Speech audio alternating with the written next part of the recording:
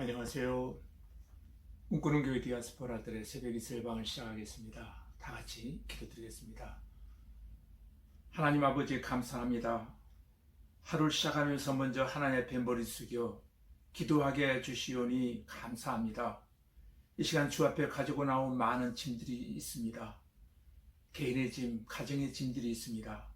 이 무거운 짐들을 다 주 앞에 내려놓게 하시고 주님의 차신 경륜 가운데 응답해 주시는 역사를 간증할 수 있는 우리 모두가 되어지기를 원합니다.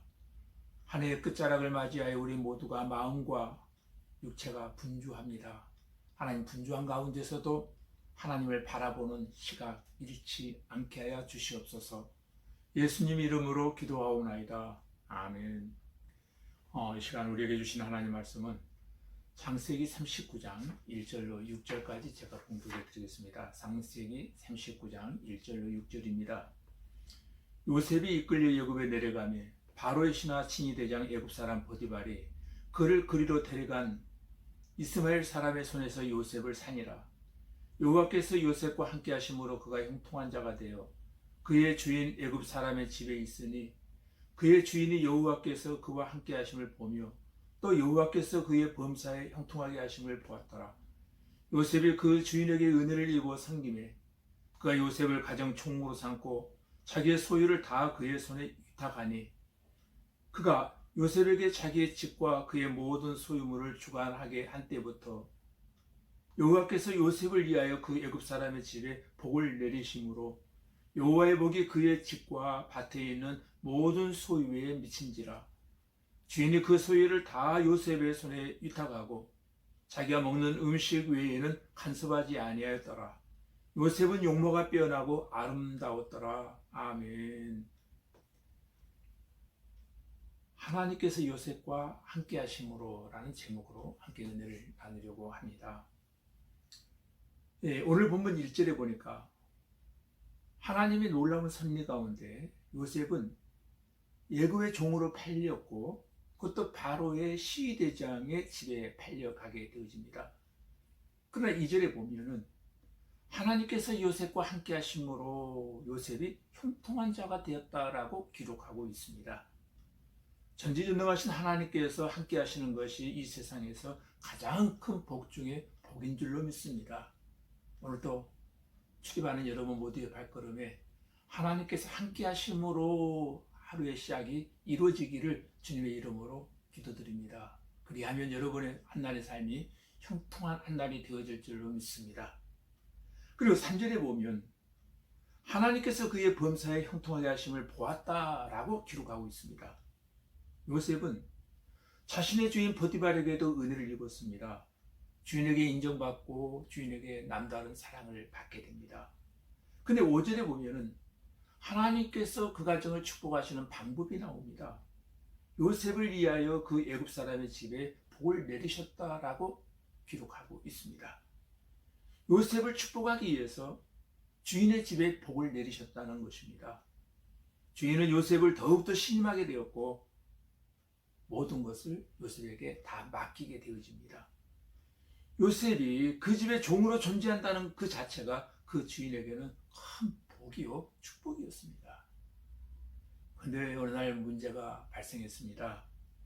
그렇게 주인에게 인정받는 요셉에게 보디발의 아내가 추파를 보내며 시험에 들게 하는 사건이 일어납니다. 요셉을 유혹하여 같이 동침하자고 하는 것입니다. 그때 요셉은 9절 말씀에 보면은 내가 어찌 이렇게 큰 악을 행하여 하나님께 범죄하겠습니까?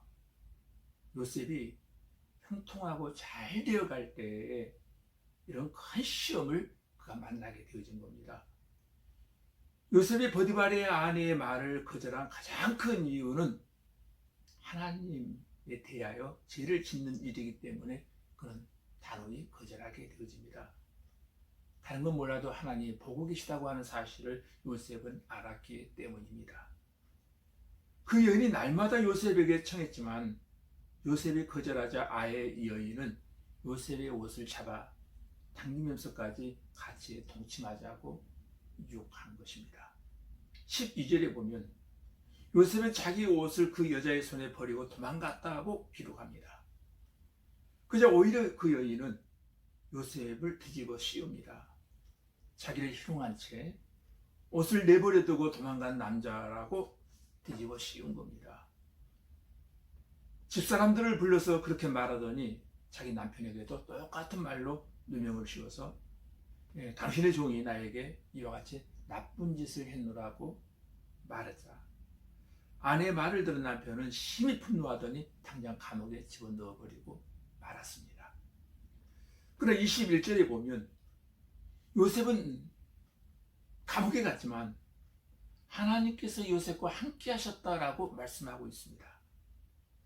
그리고 감옥의 책임자에게 하나님이 은혜를 베푸셨다고 했습니다. 하나님은 요셉에게 은혜를 베푸시려고 감옥의 책임자에게 먼저 은혜를 베푸셨습니다. 은혜를 받은 전옥은 옥중의 죄수를 다 요셉의 손에 맡겼습니다. 그래서 하나님께서는 감옥 속에서도 그의 범사를 형통케 해주시고 계시더라는 겁니다. 이유는 하나님께서 함께 하심으로 말미암아 감옥에서도 형통해지는 역사가 일어났다는 것입니다. 39장을 통해서 하나님께서 저와 여러분에게 주고자 하는 메시지가 하나 있습니다.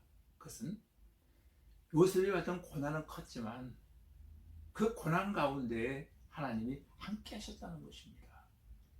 저와 여러분에게도 마찬가지입니다. 우리의 삶의 나날 속에 고난이 찾아올 것입니다. 그러나 그 고난 속에서도 하나님은 저와 여러분과 함께하여 주실 줄로 믿습니다. 우리가 세상에서 당한 환난과 고난이 제 아무리 크다 할지라도 하나님께서 함께 하시고 형통하심을 사모하며 살라고 하는 메시지를 우리에게 주고 계시는 것입니다. 성도는 때때로 고난의 현실을 통과하지만 그 고난 가운데서도 형통한 자가 될 수 있다라고 하는 희망을 우리에게 지금 말씀해 주고 있는 것입니다. 고난의 어두운 터널에서도 하나님께서 함께 하신다는 믿음을 갖게 되시기를 주님의 이름으로 기도드립니다. 그리고 하나님께서 왜 요셉과 함께 하셨는가입니다.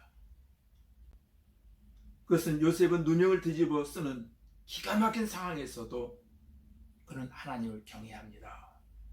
죄를 짓지 아니하고 인간적인 방법을 모색하지도 아니합니다. 그냥 하나님 앞에 진실하게 그대로 서 있을 뿐입니다. 하나님은 요셉을 형통케 하신 사실을 믿고 요셉과 같이 하나님 앞에 신실한 성도로 하나님의 범사를 형통케 해주시는 은혜의 한날 한 해 끝자락에 되어져 갈 수 있기를 주님의 이름으로 기도드립니다. 기도하시겠습니다. 아버지 하나님, 요셉과 같이 우리도 하나님이 함께 하시는 성도들이 다 되게 하여 주시고 요셉처럼 어느 곳에서나 자신의 이치를 지키게 하시고 자신에게 주어진 인생의 자리를 불평하거나 원망하지도 말게 하시고 긍정적인 사람으로 충성되게 잘 감당하는 성도들이 되게 하여 주시고 요셉처럼 가는 곳마다 다른 사람에게 은혜를 입히고 복을 입히고 유익을 주는 성도들이 다 되게 하여 주시옵소서.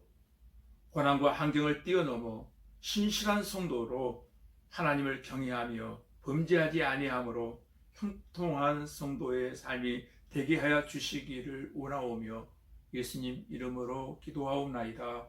아멘.